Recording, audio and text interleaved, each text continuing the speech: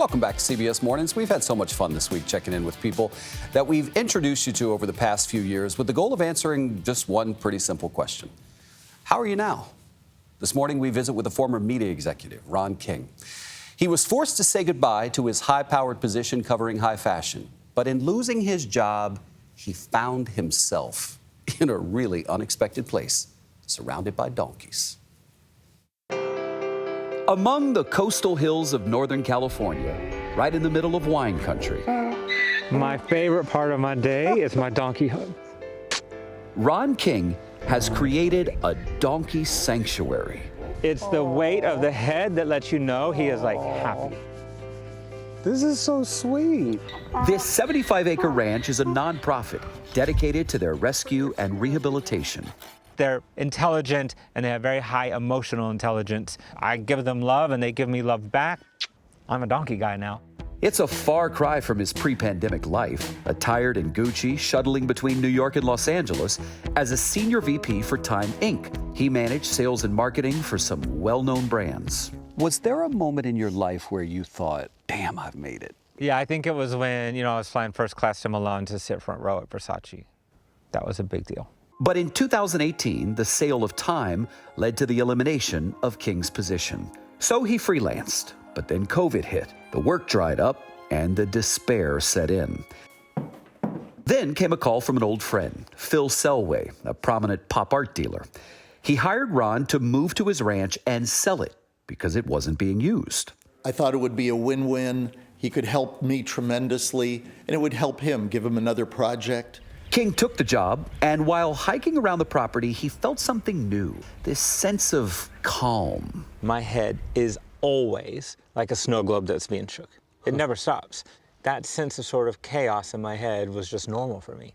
When the snow globe stops after 20 years, you feel that. But you were still enough to recognize it. I was still enough to recognize it. And respectful enough to act on it. I had no thoughts in my head except this beautiful surrounding. And I realized it's the first time I'd felt serenity in 20 years. Well, serenity met serendipity. King discovered a story about the plight of donkeys, known historically as strong pack animals capable of hauling goods. But they've outlived their usefulness. So donkeys, which can live around 30 years, are sold at auction, slaughtered, and then skinned for their hides to be used for traditional Chinese medicine. They don't have any advocates. They don't win races. They don't feed a food chain. And I thought, I need to help donkeys. So I said, Bill, I have an idea that I want to run by you. I want you to take it off the market, not sell it, and let me turn this into a donkey sanctuary. That sounds bananas.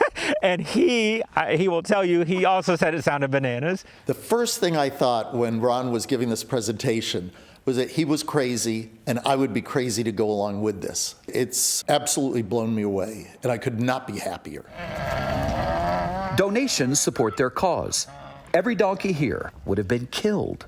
Patches was dying of starvation. The only way to help a donkey that's been abused emotionally recover is to love it back to health. And I had this moment where I realized that there's a difference between things that I enjoy and things that bring me joy. And I was 52 years old when I realized those were two different things. It's a whole different way of living. You will never be this sick again. And in helping donkeys to heal, he may be healing his own invisible scars. King's struggles began at an early age, when this son of a Southern Baptist preacher first realized he was gay. They were young and they were religious and they had a little sissy boy. So that didn't go well. All I really wanted all along was to matter. Come on. By his 20s, he was homeless, addicted to drugs and alcohol. He got sober only after surviving an overdose. Understanding the power of resilience. You wanted to take the donkeys hiking? Yes, sir. Keep these guys fit. King rebuilds the donkey's strength and trust so that they're ready for adoption. For a long time, proving that I could be someone or be something motivated me. That part has gone. But I want to matter to the world, to the donkeys, to people. You know, changing lives may be a heavy burden for a lot of people, but it is a load that these animals seem to haul with grace. I was pretty accomplished by all those standards, and I found myself with the rug pulled out from under me. And for that level of despair to be so close, so recent, is really an important lesson in resilience and turnaround. Good morning. There is light at the end of the tunnel, and it's not always a freight train. Sometimes it's donkeys. That was 7 months ago.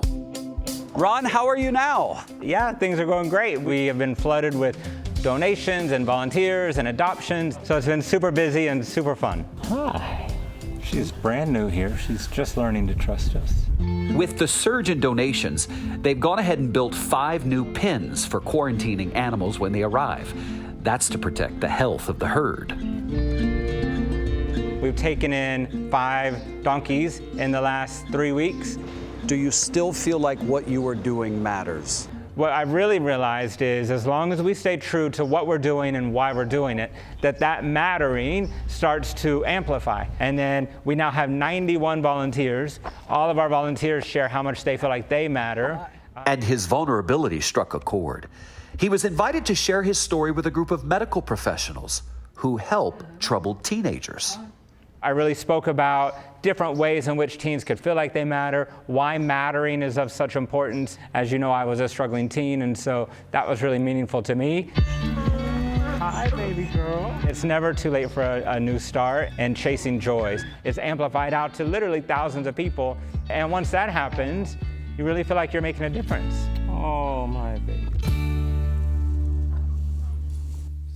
Such important lessons there. Here's the takeaway. There's a difference, he says, between things that I enjoy and things that bring me joy. It's good. I think the most impactful part, though, is that, and I think many people feel this way, is that you think that you have it all, you want to be somebody, but it's really, when it comes down to it, you just want to matter. That's right.